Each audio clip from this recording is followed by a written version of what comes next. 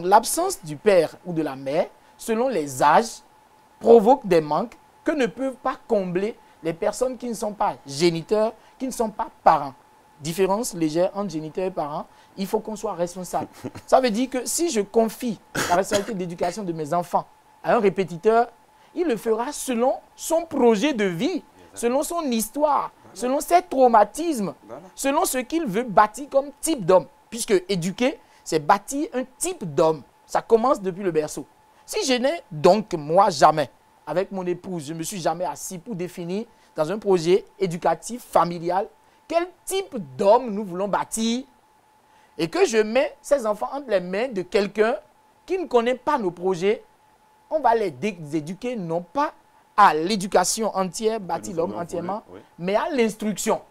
Ça veut dire que le but d'un répétiteur qui va prendre mon rôle sera d'instruire mon enfant, alors que l'instruction n'équivaut pas à l'éducation.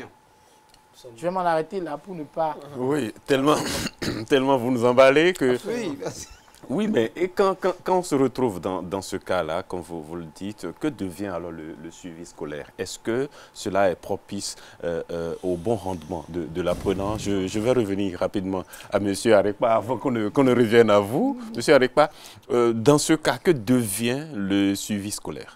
Évidemment, avec tout le décor qui est planté par mes deux prédécesseurs, prédécesseurs, voilà, et dans un contexte comme ça, et je voudrais dire que ce n'est pas seulement dans les familles dites aisées, même dans les familles modestes, la situation est aussi là. Parce qu'un parent qui n'a pas les moyens, qui doit se battre, aller à gauche, à droite, il va être absent aussi. Bien sûr. Il va être absent aussi. Un parent qui, justement, n'a pas été préparé à être parent, voilà, et sera aussi absent, il sera présent peut-être parce que soit il est en sous-emploi, soit il chôme, donc plus ou moins il est présent, mais il est absent quand même parce qu'il n'appréhende pas, il ne mesure pas toujours tout ce que ça implique d'être parent. Et comme nous qui sommes enseignants, et nous nous retrouvons donc dans une maison comme ça, où on nous confie l'enfant, on nous demande donc de l'instruire en réalité, parce qu'on ne va pas l'éduquer. On ne pourra pas à un moment laisser des bribes.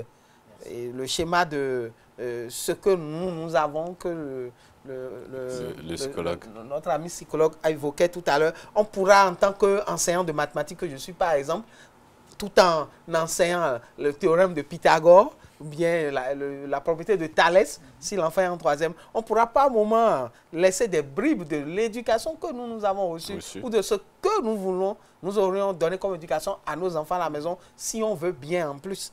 Quoi qu'il arrive, cela transparaît.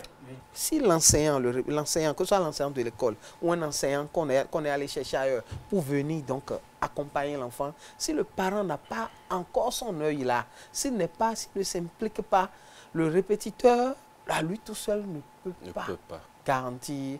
Il y a des cas où ça marche.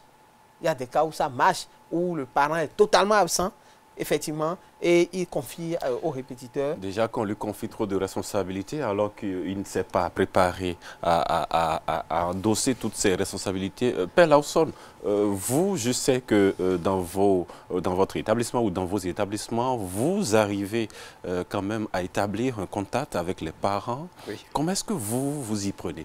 Sans les parents, on n'est rien. Et la dernière rencontre qu'on a eue, moi j'explique aux parents, j'ai dit, nous voulions bien faire. Sans vous, là, on ne peut rien faire. Parce que c'est à vous, de temps en temps, de nous dire, ah, quand il est venu à la maison, il y a eu ci, il y a eu ça. Et avec tout ce que nous faisons au cours de l'année, il y a des cartables dans lesquels on met les notes des enfants et les parents doivent vous viser.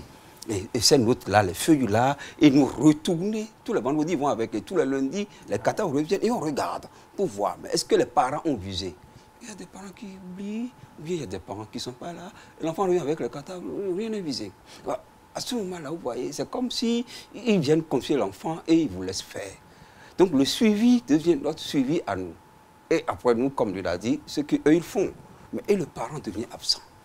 Mais en ce moment-là, on se pose des questions. Le parent veut quoi? Il attend quoi?